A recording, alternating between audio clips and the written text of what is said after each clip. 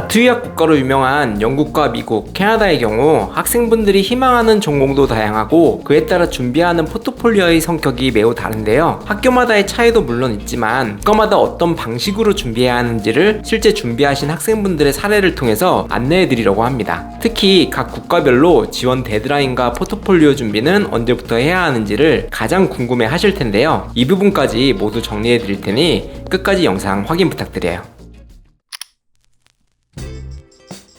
많은 분들이 국가별로 아트유학 포트폴리오를 제작하고 계시는데요. 작업을 하면서 가장 궁금해하시는 것 중 하나가 어떻게 해야 완성도 높은 포트폴리오를 준비하는가 일 거예요. 아트유학은 합격에 있어서 교과과정의 성적이나 영어 성적보다 포트폴리오의 비중이 높고 장학금에 많은 영향을 주기 때문에 대부분의 학생분들은 장학금을 목표로 완성도 높은 포트폴리오 작업을 하고 계시죠. 만약 이렇게 완성도 높은 포트폴리오를 준비하고자 하신다면 가장 먼저 각 국가별로 성향에 따라 완성도를 높여야 하고 전공의 이해도 또한 확실하게 보여줘야 하고 나만의 스토리를 만들어 스토리텔링을 하는 것이 중요하죠. 이 중 나만의 스토리를 만들어 스토리텔링을 하는 부분은 각자 학생마다 차이가 있기 때문에 보통은 개별적으로 상담을 하면서 각자의 작품 속 이야기를 만들어야 하지만 국가별로 포트폴리오를 볼 때 중요하게 보는 것들은 국가의 교육 시스템이나 지원 목적에 따라 차이나는 점을 잘 알아야 좋은 포트폴리오를 만들 수 있죠. 영국의 경우 학생분의 발전 과정을 집중해서 보는 것이 특징인데요.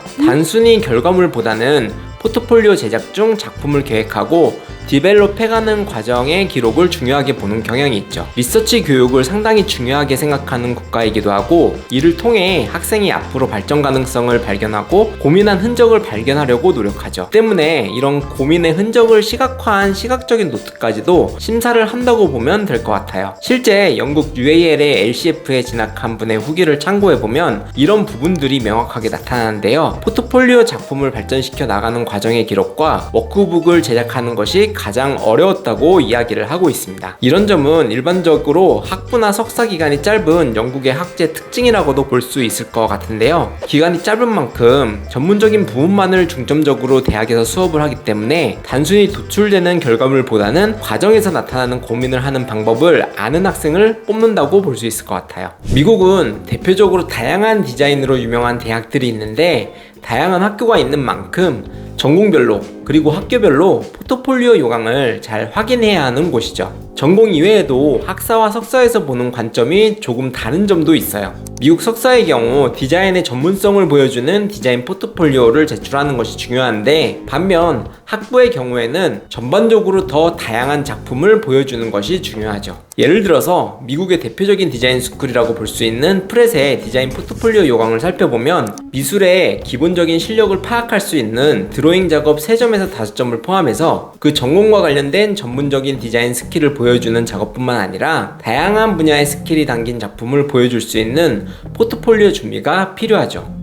SVA의 그래픽 디자인으로 편입을 한 학생의 인터뷰를 참고하자면 최근 들어서는 과정을 보는 추세이긴 하지만 다른 국가에 비해서 결과물 또한 꽤 중요하게 보는 경향이 있다는 것을 알 수 있는데요. 거기다 학교별로 다양한 포트폴리오 조건들이 있기 때문에 지원하는 학교의 요강을 잘 살펴야 한다고 이야기하고 있어요. 미국의 경우 영국과는 조금 다른 전인교육의 교육 시스템을 가진 국가이기 때문에 학부의 경우 학부 4년간의 기간 동안 자신만의 전공을 찾아간다는 개념의 교육 시스템으로 이런 특징이 있다고 볼 수 있을 것 같아요. 캐나다로 아트 유학을 가는 경우 대부분이 2-3년간 실무 위주의 커리큘럼을 거친 이후 바로 취업을 목표로 진학을 하는 경우가 대부분인데요. 캐나다 아트 유학을 위해 지원하는 학교가 대학교, 그러니까 유니버시티뿐만 아니라 세네카나 험버, 조지 브라운 컬리지 같은 컬리지로 대부분 지원하는 것도 이와 맥락이 비슷하다고 볼 수 있죠. 이 때문에 포트폴리오 제작 또한 이런 캐나다 진학의 목적에 맞추어야 하는데요. 영국처럼 디자인 작업들의 발전 과정을 보여주면서도 미국처럼 완성도 있는 결과들이 겸비되어 있는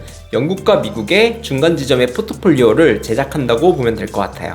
실제로 세네카 컬리지의 그래픽 디자인을 다니는 분의 인터뷰를 보면 이런 점이 잘 나와 있는데요. 어느 정도 디자인 툴을 다룰 줄 안다는 가정하에 수업을 하는 경우가 많은데 이런 이유로 컴퓨터 프로그램들을 사용해 타이포그래피, 포스터, 브로셔 등 직접적인 디자인 요소가 가득한 포트폴리오 작업들을 제작하는 것이 합격에 다가갈 수 있는 방법이라고 볼 수 있죠. 물론 이렇게 국가별로 차이를 두며 준비를 하는 기본 바탕에는 완성도가 높은 작업이 기본이 되어야 하는데, 창의적이고 개성이 넘치는 작품을 집중하고 국가별로 포트폴리오를 보는 특징만을 집중한 나머지 완성도는 별개라고 생각하는 경우도 있었는데, 작품에서 형태력을 보여줄 수 있는 작업은 필수 중에 필수라고 볼 수 있어요. 이런 작업적인 요소와 더불어서 국가별로 포트폴리오를 준비하며 특징을 파악해 준비하신다면 조금 더 좋은 결과를 가져올 수 있을 거예요.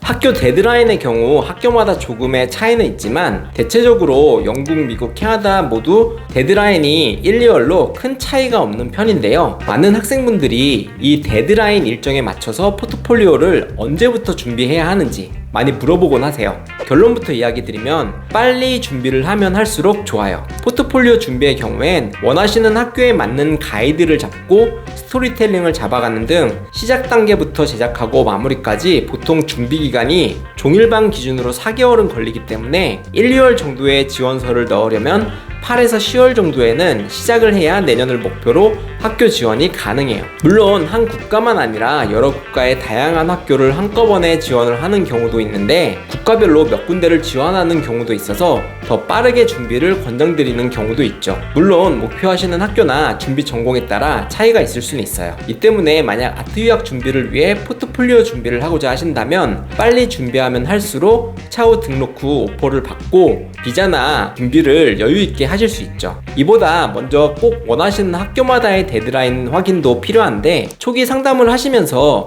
학교마다 포트폴리오 준비 특징과 데드라인을 확인하신 이후 너무 촉박하게 준비를 하시지는 않으셨으면 좋겠습니다.